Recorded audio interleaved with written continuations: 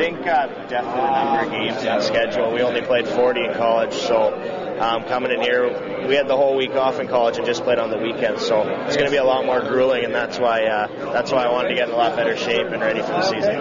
What did you change in the off season? Obviously, like I said, we had a taste of it last year. What did you feel you needed to get stronger at, or anything? Basically, just put on weight and gain a little muscle mass. I've gained about 20 pounds since the season ended. So it's a little bit was bad weight at the start, but it's all turned into good weight now, and I feel good on the ice. The knee feels really good, so it's looking good.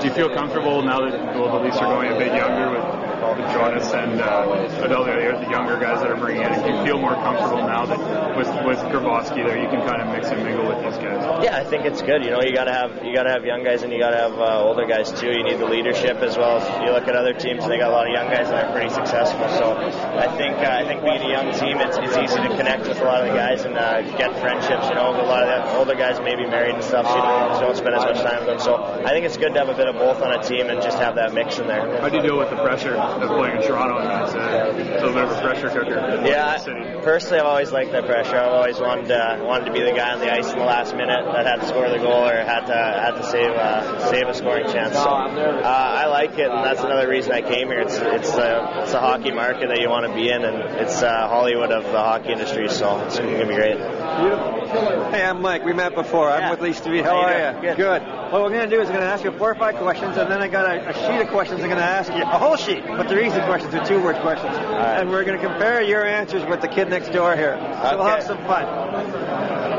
Was it hard not to go? Was it hard to go to school and not turn pro in 2008? Yeah, it was a tough decision. You know, it came on pretty fast, and it's professional hockey. So I definitely, you know, it was intriguing to me to get out of there. But I had a lot of support from family and coaching staff, and I knew myself that I needed another year to develop more. So it turned out for the best. What's the key to being a good face-off man? Like, what is it? Is it just fast hands? Because I mean, a lot of guys come out of junior and they don't have the reputation of being a good face-off man. It's something that seems to develop when you're a pro. But how do you become a good face-off man in college, in your case, or in junior?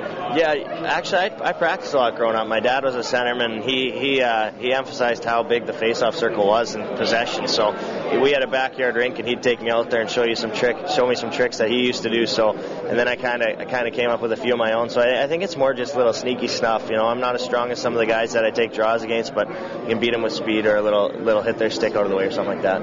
Everyone says your positioning is very solid. Is that an instinctive thing? If I took you out and had you play soccer, would you kind of gravitate to where you were sort of supposed to be, or is it just something you learned? I think I learned it along the way, as I think I have a little bit in my mind. Radar, right? Yeah, I've always kind of gone to the right spot and try to get open for guys, and I've been confident on that a lot growing up. So I think it's a lot of sense, but I think I learned a lot of that growing up too. What did you do to grow 4 or 5 inches, and how long was it?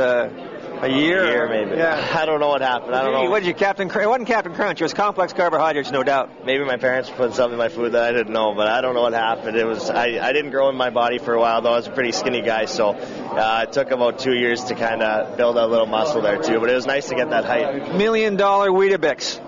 Yeah, that might have been it. Listen, are you comfortable with public speaking? Do you like doing it, or because I mean it's part of the job? And I remember your press conference. You seemed very shy about it, and you wanted to keep it as short as possible. How do you handle that part of the job? It's tough. You know, I'm getting used to it now. I was pretty nervous in that situation coming into Toronto and facing the media pretty early there, so I got pretty nervous. But you know, I like it. Growing up, I've been in a lot of media stuff with the teams I've been on, and we've been covered pretty well, but nothing like this. So it takes a little getting used to. But no, I enjoy it, and I have fun doing it.